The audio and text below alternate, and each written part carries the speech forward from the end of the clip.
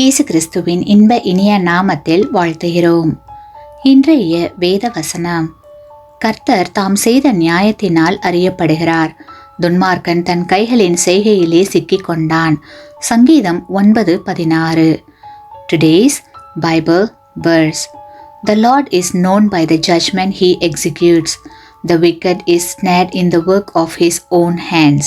Psalms 9:16. ஒரு திருடன் ஒரு வீட்டில் திருடினான். திருடிய பொருட்களை எடுத்துக்கொண்டு வெளியே வந்தபோது அவனை பார்த்து சிலர் அவனை துரத்த ஆரம்பித்தார்கள். அவன் அவர்களிடமிருந்து தப்பிப்பதற்காக வேகமாக ஓடினான். அப்படி ஓடும்போது அவன் எதிரே உயரமான ஒரு மதில் இருந்தது. அந்த மதிலை பார்த்தவுடன் அருகில் இருந்த ஒரு மரத்தின் மேல் வேகமாக ஏறி பாய்ந்து அந்த உயரமான மதில் மேல் குதித்தான். அங்கிருந்து மதிலுக்கு அப்பால் உள்ள வளாகத்திற்குள் குதித்து விட்டான். அவன் குதித்த இடம் அந்த நகரத்தின் சிறைச்சாலை. கிறிஸ்துவுக்குள் அன்பான சகோதர சகோதரிகளே, சில சமயங்களில் மக்கள் தாங்கள் தவறு செய்துவிட்டு ஓடி தப்பி விடுவதாக நினைக்கிறார்கள்.